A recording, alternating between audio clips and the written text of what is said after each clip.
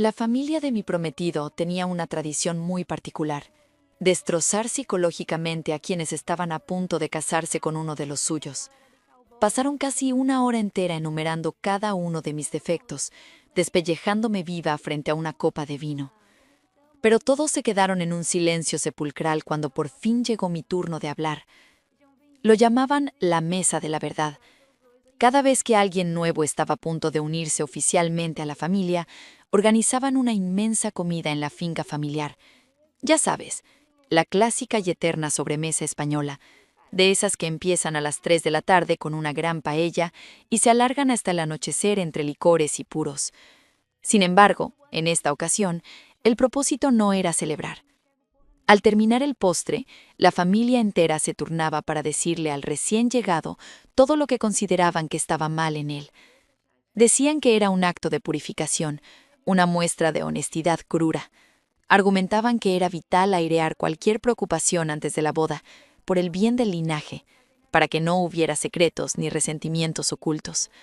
Según ellos, esto ayudaba a los nuevos miembros a entender qué debían cambiar para ser verdaderamente dignos de llevar su apellido. Alejandro, mi prometido, me habló de esta tradición apenas 3 meses antes de nuestra boda.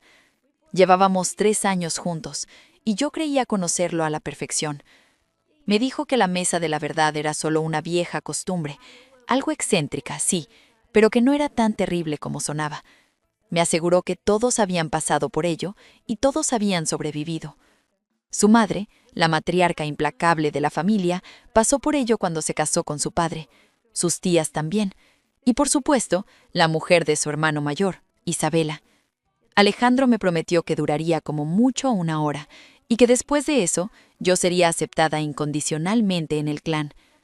Recuerdo que le pregunté qué había pasado en la Mesa de la Verdad de Isabela. Él apartó la mirada, tomó un sorbo de su café y murmuró que había sido un poco duro, pero que ella lo había manejado bien. Le insistí. Quería saber qué le habían dicho. Alejandro confesó que la familia le dijo a Isabela que era demasiado ruidosa, que se reía de forma vulgar y que no tenía ni idea de cómo vestirse con la elegancia que exigían los eventos de su clase social. Le echaron en cara que provenía de una familia sin maneros y que necesitaba aprender a comportarse como una verdadera dama. Le dijeron literalmente que no era lo suficientemente inteligente para su hermano y que debería abrir más libros y cerrar más la boca. Le pregunté a Alejandro cómo había reaccionado ella ante semejante humillación. Me contestó, con una calma que ahora me hiela la sangre, que ella había llorado un poco, pero que al final les agradeció su sinceridad y prometió esforzarse por mejorar. Isabela lleva casada con su hermano 6 años. Antes de la boda, recuerdo que era una mujer vibrante, apasionada por el baile flamenco, siempre con un vestido rojo o unos labios carmín. Hoy en día, Isabela es un fantasma.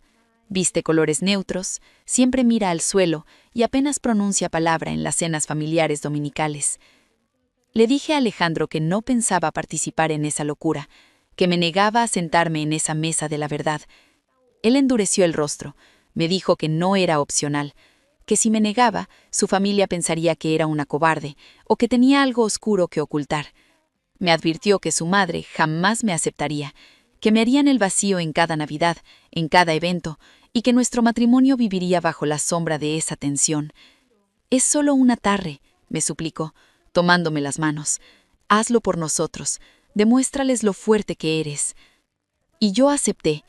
Acepté porque lo amaba, porque estaba cegada por la ilusión de nuestra vida juntos y porque ingenuamente quería encajar en su mundo. Mirando hacia atrás, ese fue el primer gran aviso, la bandera roja gigante ondeando en mi cara que decidí ignorar. La cita fue un sábado por la tarde, en el inmenso salón de la casa de sus padres. Las gruesas cortinas estaban a medio cerrar, dándole al aire un aire pesado. Había 14 personas ahí. Sus padres, sus abuelos, su hermano mayor con la silenciosa Isabela, sus 2 tías, 2 tíos y 4 primos. Todos estaban sentados en un gran círculo de sillones de piel de color oscuro, con 2 sillas vacías en el centro exacto de la sala. Una era para mí, la otra para Alejandro. Tomé aire y caminé hacia el centro de la habitación, sin saber que estaba a punto de entrar al matadero. Y a ti que me estás escuchando, me gustaría saber desde qué rincón del mundo me acompañas hoy. Déjame en los comentarios desde qué ciudad o país estás escuchando mi historia y acompáñame en la siguiente parte, porque lo que ocurrió en esa sala lo cambiaría absolutamente todo. Me senté en aquella silla tapizada en el centro del salón, sintiendo el peso de 28 ojos clavados en mí.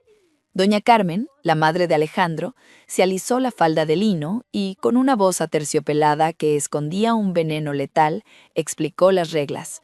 Cada miembro de la familia compartiría sus observaciones honestas sobre mi persona. Yo no tenía derecho a interrumpir. No se me permitía defenderme.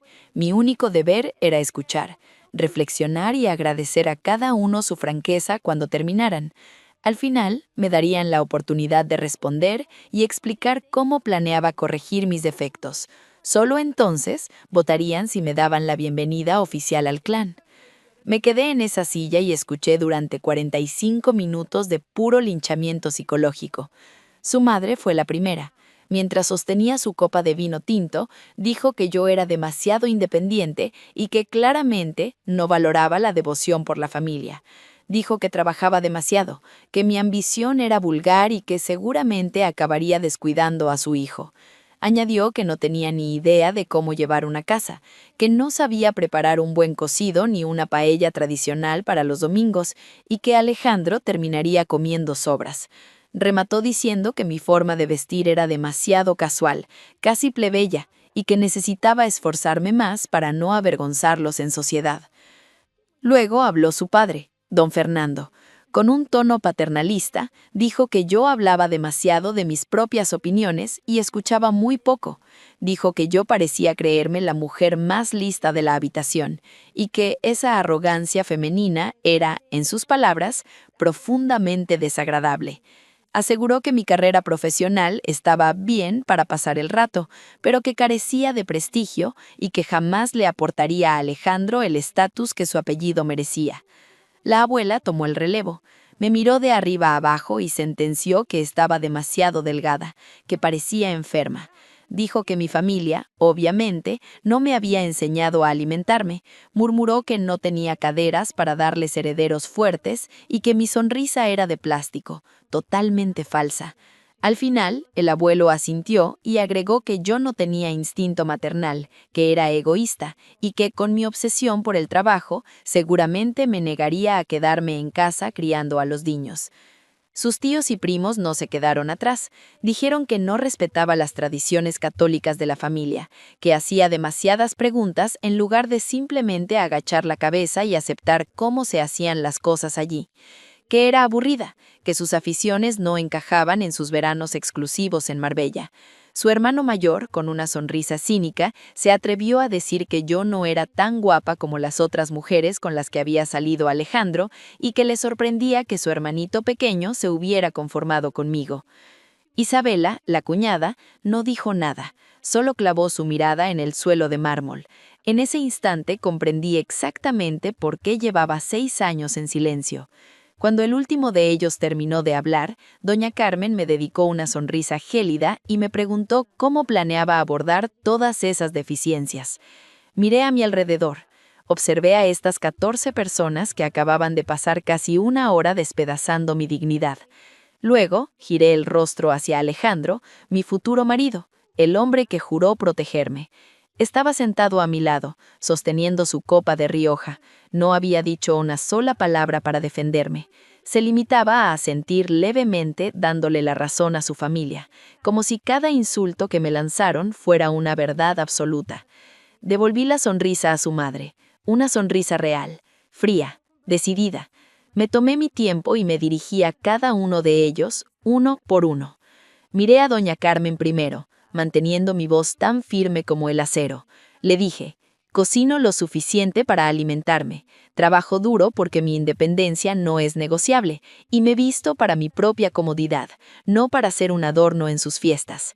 Su boca se abrió un poco, pero no salió ningún sonido. Me giré hacia su padre y continué. Mis opiniones son educadas y valiosas. Mi carrera es exactamente lo brillante que necesita ser. Su apellido no me da prestigio, señor, y jamás pediré perdón por ser una mujer que piensa por sí misma. El rostro de don Fernando se puso rojo de ira, pero se quedó mudo. Busqué los ojos de la abuela y le dije que estoy perfectamente sana. Mi madre me enseñó a amarme a mí misma, no a matarme de hambre para encajar en sus moldes. Y mi sonrisa es genuina solo cuando estoy rodeada de personas que valen la pena. La anciana apretó el rosario entre sus dedos con furia. Al abuelo le aclaré que sería una madre excepcional si es que yo decidía tener hijos, pero que mi útero no era una incubadora para su linaje. A los tíos y primos les dije que respeto las tradiciones que merecen respeto, pero que el maltrato disfrazado de honestidad es solo crueldad barata. Y finalmente miré a su hermano y le dije que soy exactamente lo bastante hermosa. Y te aseguro que Alejandro no se conformó, tuvo demasiada suerte de que me fijara en él. Durante todo este tiempo, Alejandro seguía petrificado en su silla, con las manos temblando, el rostro pálido. Seguía sin tener el valor de abrir la boca. Me puse de pie. El sonido de mi silla raspando el suelo de mármol resonó como un trueno en el salón. Miré a los 14, sentados en su patético tribunal, y les dije con la voz más clara que he tenido en mi vida: no me uniré a esta familia. Me niego a casarme y ser parte de una estirpe que se alimenta de hacer sentir pequeños a los demás para creerse superiores. Doña Carmen intentó hablar, balbuceando una ofensa, pero la corté. Me giré hacia Alejandro por última vez. Cualquier hombre que beba vino en silencio mientras su familia despelleja a su compañera durante 45 minutos no es un hombre al que le pueda confiar mi vida, le dije. Merezco a alguien que me defienda, alguien que me proteja de quienes quieren destruirme. La habitación quedó sumida en un silencio tan absoluto que podía escuchar mi propia respiración. Todos me miraban como si hubiera hablado en un idioma alienígena.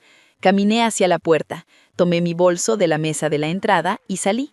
Nadie se movió, nadie dijo nada, pero pude sentir el peso de todas sus miradas en mi espalda mientras me alejaba, con la cabeza alta, dejando atrás su podrida mesa de la verdad.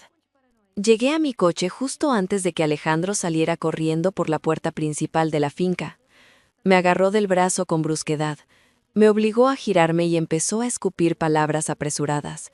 Me acusó de estar montando un numerito, de estar demasiado sensible y de haberlo humillado frente a toda su familia por una simple rabieta. «Es solo franqueza», me gritó, agitando las manos en el aire. «Todo el mundo pasa por esa mesa y sobrevive. Mira a Isabela, ella lo superó perfectamente». Me solté de su agarre de un tirón. Le clavé la mirada y le dije que Isabela ya ni siquiera respira sin pedir permiso, que ha dejado de existir en esas malditas cenas familiares. Él elevó la voz, rojo de furia, diciéndome que estaba tirando a la basura 3 años de relación por una sola noche difícil, que su familia solo intentaba ayudarme a mejorar como mujer. Abrí la puerta de mi coche.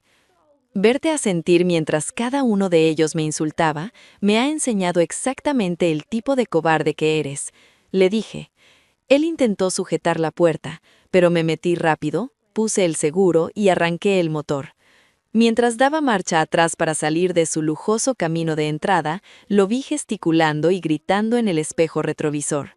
Sus labios se movían, pero yo ya no podía escuchar sus palabras, y sinceramente ya no me importaban. El trayecto de vuelta a mi piso en Madrid duró unos 20 minutos. Mis manos temblaban tanto sobre el volante que apenas podía mantener el coche recto.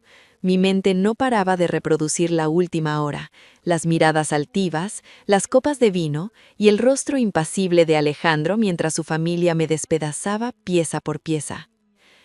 Cuando por fin entré en mi apartamento, apenas logré llegar al baño antes de que mis piernas cedieran. Me dejé caer sobre las frías baldosas del suelo y empecé a llorar. Lloré con tanta fuerza que me faltaba el aire.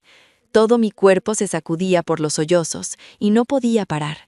Pero, de forma extraña, entre todas esas lágrimas y ese dolor desgarrador, sentí que una inmensa ola de alivio me inundaba. Sentí que acababa de esquivar una bala mortal. Miré hacia abajo y vi mi anillo de compromiso. El diamante capturó la luz pálida del baño. Me di cuenta de que llevaba meses justificando la dinámica tóxica de la familia de Alejandro. Había ignorado tantas señales de alarma porque quería creer que nuestro amor lo superaría todo. Los comentarios pasivo-agresivos de doña Carmen sobre mi ropa, el desprecio constante de su padre hacia mi trabajo, la forma en que Alejandro siempre tomaba partido por ellos en las pequeñas discusiones, giré el anillo en mi dedo y supe que no podría llevarlo ni un segundo más. Me lo quité y lo dejé sobre el lavabo. Esa misma noche, sobre las 10, mi teléfono empezó a vibrar. Era Alejandro. Dejé que saltara el buzón de voz. Llamó de nuevo 5 minutos después, y otra vez. Para la medianoche tenía 17 llamadas perdidas. A la mañana siguiente me desperté con 32 mensajes de texto. Algunos eran disculpas a medias, diciendo que debería haberme defendido. Otros eran ataques furiosos, acusándome de haber arruinado su vida y humillado su apellido.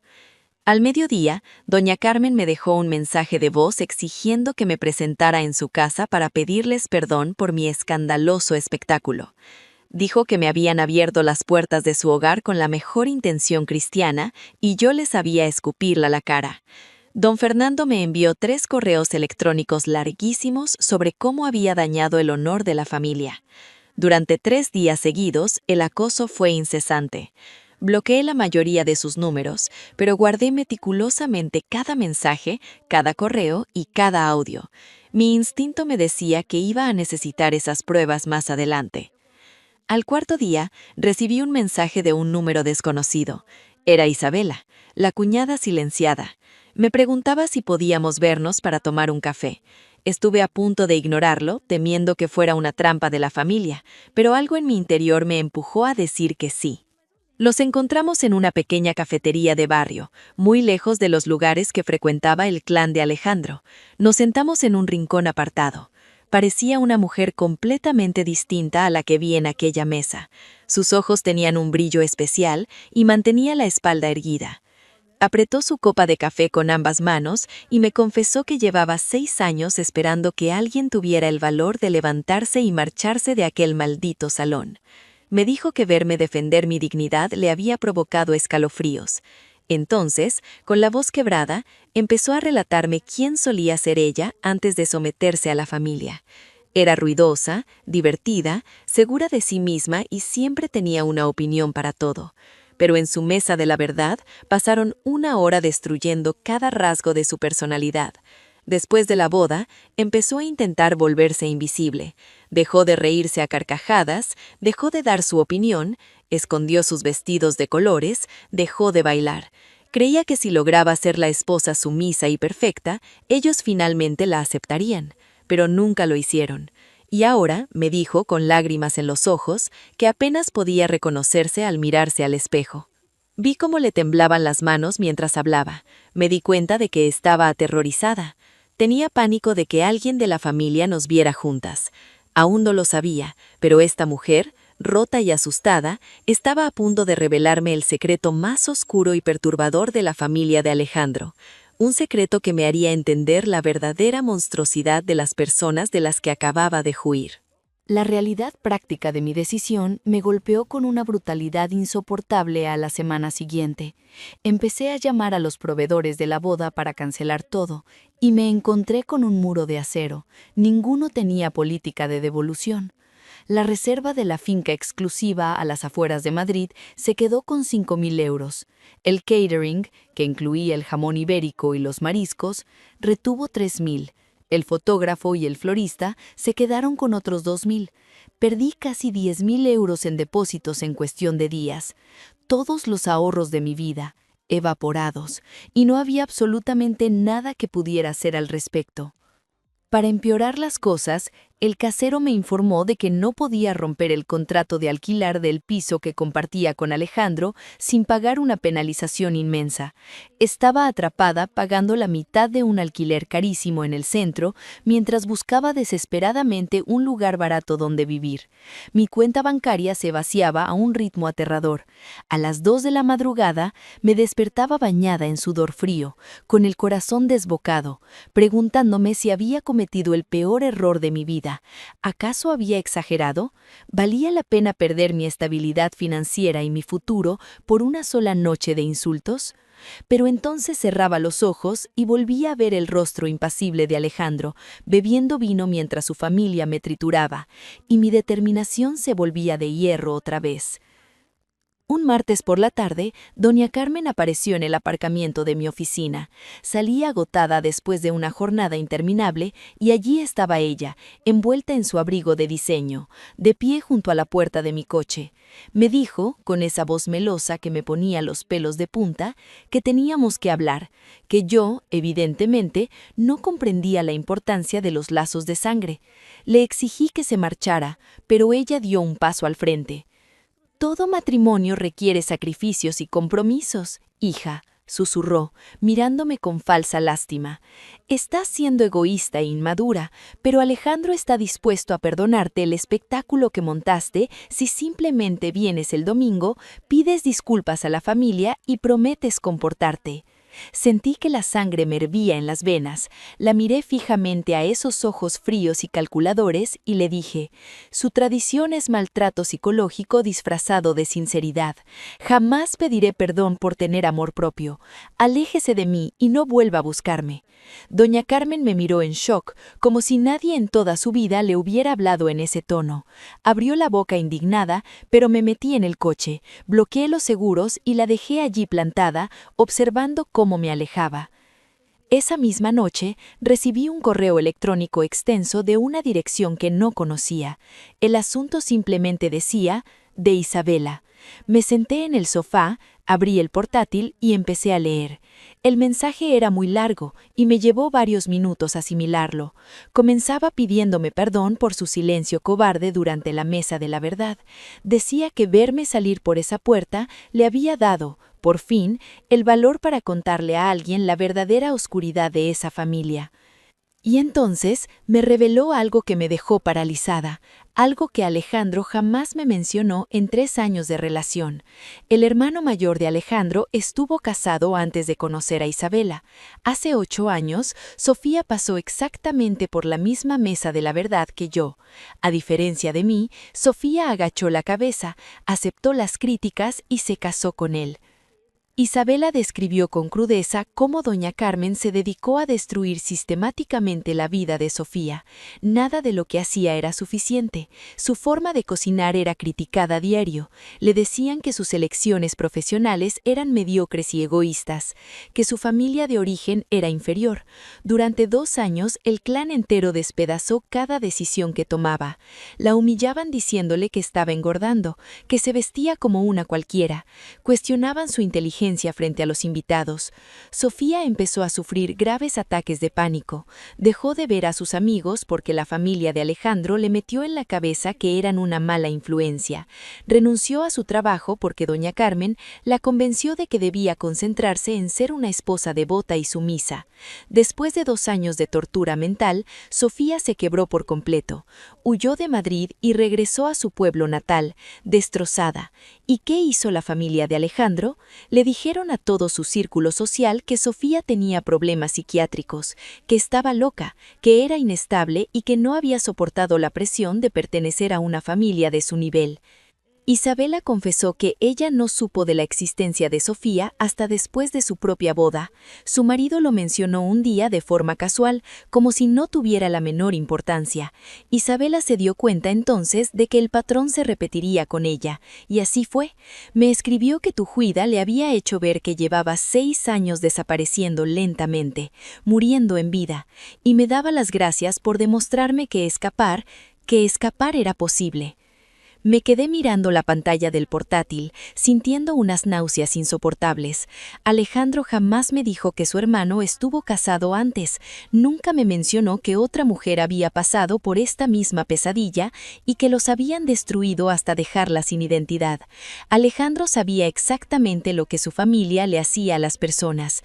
Él conocía el final de esa historia y aún así me llevó de la mano a esa sala. Lo sabía todo y no hizo absolutamente nada para detenerme.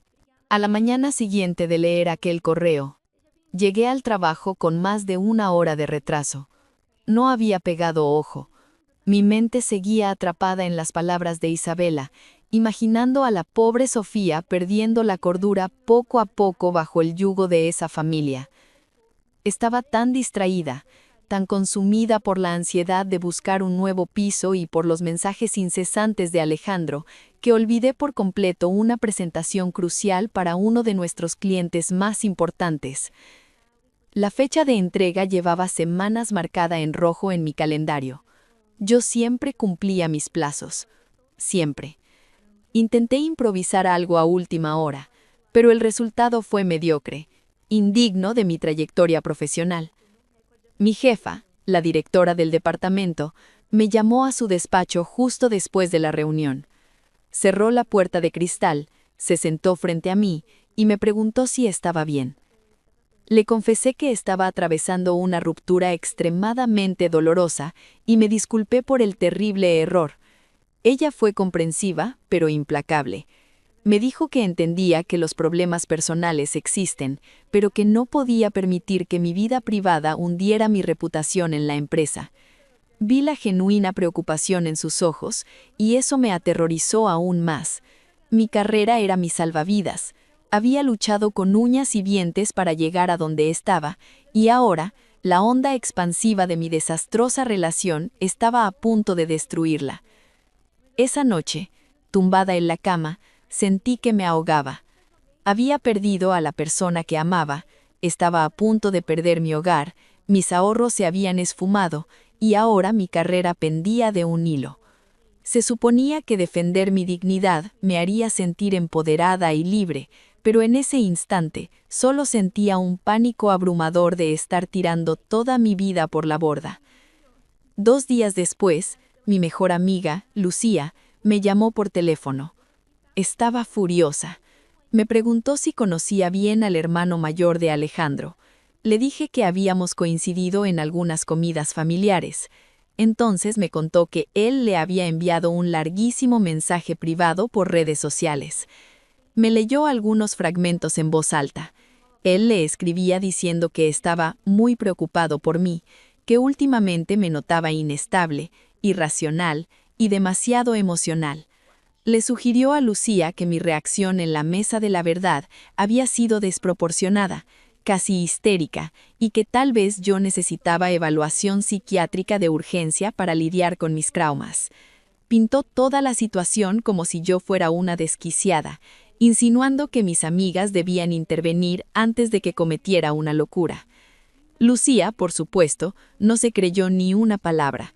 Hizo capturas de pantalla de todo el texto, se las envió a mi correo, le mandó al diablo con un par de insultos bien elegidos y lo bloqueó inmediatamente. Pero al ver las capturas, se me heló la sangre. Me di cuenta de la macabra estrategia que estaban usando. Era una táctica de manual. Estaban intentando aislarme. Si lograban convencer a mi círculo más íntimo de que yo estaba loca y enferma, me quedaría sin red de apoyo. Querían que todo el mundo pensara que el problema era mi mente rota, para que nadie creyera mi versión de lo que realmente ocurrió en ese salón. Guardé cuidadosamente esas capturas en una carpeta encriptada de mi ordenador. Sabía que estaba tratando con monstruos. Ese mismo fin de semana, la búsqueda de piso se volvió una emergencia. Cada rincón del apartamento que compartía con Alejandro me recordaba el futuro que nos habían arrebatado. Visité lugares horribles que apenas podía pagar con mi sueldo. Finalmente, encontré un estudio minúsculo en un barrio periférico de Madrid, en Vallecas. Era más pequeño que mi antiguo dormitorio. La cocina consistía en una placa eléctrica y una neverita para bebidas. El baño era tan estrecho que apenas podía darme la vuelta en la ducha. Pero era mío. Podía pagarlo sin pedir limosna a nadie. Mi padre vino con su vieja furgoneta para ayudarme con la mudanza en un horario en el que Alejandro estaba trabajando. Empaquetamos mis libros, mi ropa y las pocas cosas que realmente me pertenecían. Fue rápido, dolorosamente rápido. Me di cuenta de lo poco que había de mí en aquel apartamento de lujo. Casi todo era de Alejandro o regalos manipuladores de su madre. Mi padre cargó las cajas en silencio. Él nunca había soportado el clasismo de esa familia. Cuando terminamos, se limpió el sudor de la frente, me miró a los ojos y me dijo que estaba inmensamente orgulloso de mí por haberme elegido a mí misma. No soltó un «te lo dije», solo me ayudó a subir las cajas por 3 tramos de escalera sin ascensor y me recordó que mi antigua habitación en su casa siempre estaría libre para mí. Una vez instalada, llamé a una amiga abogada. Le pedí asesoramiento para que Alejandro y su clan dejaran de acosarme de una vez por todas. Ella redactó un requerimiento legal y les envió un burofax oficial. Les exigía el cese inmediato de cualquier comunicación, advirtiéndoles que cualquier contacto futuro sería considerado acoso penal. En el documento se mencionaban las llamadas insistentes, los mensajes a Lucía y la emboscada de doña Carmen en mi trabajo. El burofax me costó 300 euros que apenas tenía, pero fue el dinero mejor invertido de mi vida. Establecer ese muro legal me devolvió la respiración. 3 meses después de huir de aquella sala de tortura, me senté por primera vez en el diván de una psicóloga. Necesitaba respuestas. Necesitaba entender por qué estuve dispuesta a aguantar tanto desprecio, por qué ignoré tantas banderas rojas, y cómo esa familia casi logró convencerme de que el amor es algo que debes ganarte a través de la humillación. Las sesiones de terapia fueron dolorosas, pero absolutamente reveladoras. Mi psicóloga me hizo retroceder hasta el principio de mi relación con Alejandro. Mientras hablaba en voz alta, empecé a ver patrones tóxicos que la ceguera del enamoramiento me había ocultado. Cómo él siempre tomaba las decisiones importantes sin consultarme. Cómo me castigaba con el látigo del silencio y la indiferencia cuando yo no estaba de acuerdo con él. Cómo esperaba que yo pasara todas las Navidades y fiestas de guardar con su clan, pero nunca tenía tiempo para visitar a mis padres. La terapeuta me explicó que yo había asimilado una idea profundamente equivocada sobre el compromiso. Había llegado a creer que el amor era un premio que debías ganarte a través del sacrificio y la sumisión, en lugar de un regalo que se entrega libremente. Esa carencia fue la grieta perfecta para que la maquinaria destructiva de su familia entrara en mi mente. Me tomó tiempo, lágrimas y mucho esfuerzo aprender a reconocer mi propio valor, independientemente de la aprobación de nadie. 4 meses después de la ruptura, mi jefa me llamó de nuevo a su despacho. Sentí un nudo en el estómago, convencida de que finalmente me iban a despedir por aquel error con el cliente. Pero cuando cerró la puerta, me sonrió. Me dijo que me iban a ascender. Había logrado sacar adelante un proyecto complejísimo durante los últimos meses, y mi trabajo había demostrado una resiliencia y un enfoque excepcionales. El ascenso venía acompañado de un aumento de sueldo. No era una fortuna, pero era suficiente para pagar mi pequeño estudio en Vallecas sin la angustia de llegar a fin de mes. Salí de su oficina pisando fuerte. Por primera vez desde que todo se desmoronó, me sentí genuina y profundamente orgullosa de mí misma. Unas semanas más tarde, mi madre me llamó para decirme que había llegado una carta a su casa, dirigida a mí. Era de Alejandro, 4 páginas de puño y letra. Le pedí a mi madre que me la leyera por teléfono. A medida que avanzaba, podía escuchar la indignación en su voz. Alejandro escribía que había estado reflexionando mucho. Decía que estaba dispuesto a hacer el mayor sacrificio de su vida, cortar todo contacto con su familia si yo volvía con él. Prometía que nos mudaríamos a otra ciudad para empezar de cero. Lo hacía sonar como si me estuviera ofreciendo el regalo más grande del mundo, pero cada frase apestaba a victimismo y chantaje emocional. Repetía una y otra vez lo mucho que le dolía, que ninguna otra mujer lo había obligado a llegar a este extremo, y que yo lo estaba forzando a elegir entre su sangre y yo. Quería que yo me sintiera culpable por destruir a su familia. Seguía sin entender nada. El problema no era solo su madre o su padre. El problema era su absoluta incapacidad para defender lo que es correcto. Le dije a mi madre que tirara la carta a la basura. No merecía ni un segundo más de mi tiempo. El destino tiene un sentido del humor muy peculiar. porque 2 meses después de esa carta, me lo encontré. Fue en una cafetería del centro de Madrid, cerca de mi oficina. Él estaba sentado en una mesa junto a la ventana. Cuando me vio, se levantó rápidamente y se acercó. Me pidió, casi suplicando, que le diera 5 minutos para hablar. Me senté frente a él y lo observé mientras balbuceaba sobre cuánto me echaba de menos. Y entonces me di cuenta de algo maravilloso. Lo miré y lo vi pequeño, insignificante. Meses antes, la idea de perder a este hombre me provocaba ataques de pánico. Ahora solo sentía una mezcla de cansancio y un poco de lástima. Lástima por la relación que yo me había inventado en la cabeza y que nunca existió realmente. No sentí ninguna urgencia de cruzar la mesa y tomar su mano. No sentí amor. Solo quería mi café y volver al trabajo. Lo interrumpí amablemente. Le dije que esperaba que le fuera bien en la vida. Me levanté y me fui sin mirar atrás. Poco a poco mi vida empezó a florecer de maneras inesperadas. Isabela, la cuñada, me mandó un mensaje un día. Me contó que había empezado a ir a terapia a escondidas. Dijo que aún no tenía el valor para pedir el divorcio, pero que había empezado a poner límites, y que por primera vez en 6 años había vuelto a comprarse un vestido rojo. Sonreí al leerlo. Saber que mi rebelión había encendido una chispa en la oscuridad de su vida me dio una paz inmensa. Incluso pude evitar que otra mujer cayera en la misma trampa. Una tarde en el comedor de la empresa, una compañera más joven me contó muy ilusionada sobre su futura boda, pero luego bajó la voz y mencionó que la familia de su prometido tenía una tradición un poco intensa, una cena donde le darían críticas constructivas para ayudarla a encajar. Sentí un escalofrío en la columna. Dejé mi sándwich y le conté mi historia detalle a detalle. 2 semanas después, ella canceló su prometido. Su prometido se había negado a anular esa cena, acusándola de ser una exagerada. Me dolió verla llorar, pero sentí un profundo alivio al saber que la había salvado del infierno. Hoy es viernes por la noche. Estoy en mi minúsculo estudio. Acabo de preparar una cena sencilla, una tortilla francesa y una copa de vino, y estoy viendo un documental de crímenes que Alejandro siempre decía que era demasiado deprimente. Llevo ropa vieja, el pelo revuelto y no llevo ni una gota de maquillaje.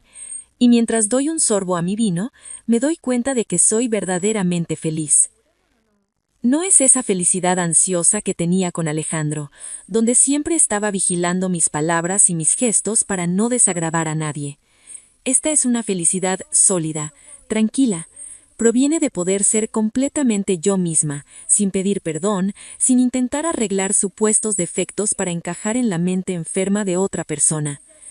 Huir de la mesa de la verdad fue la decisión más difícil y dolorosa que he tomado. Me costó 3 años de mi vida, 10.000 euros que nunca recuperaré y el futuro que creía desear. Pero me enseñó algo invaluable. Me enseñó que soy lo suficientemente fuerte como para elegirme a mí misma, incluso cuando eso significa perder todo lo que creía necesitar. Aprendí a construir una vida basada en mis propios valores, rodeada de gente que me celebra, en lugar de intentar encajar en la retorcida idea de familia de otros. Y esa libertad, esa paz, vale mucho más que la aceptación de quienes creen que el amor consiste en destruir a los demás. Muchas gracias a todos los oyentes por acompañarnos en esta historia del canal Su Corazón Oculto. Si este relato ha tocado tu corazón, no olvides darle like y suscribirte para ayudarnos a seguir creando y compartiendo nuevas historias. También te invitamos a dejar tu comentario contándonos qué piensas sobre este caso y desde qué ciudad o país nos estás escuchando. Nos encantará leerte y sentirte cerca. Queremos recordarte que todo el contenido, los personajes, las imágenes y la voz de este video son ficticios y han sido creados con el apoyo de inteligencia artificial durante el proceso de producción. Gracias de corazón por estar aquí con nosotros y hasta la próxima historia.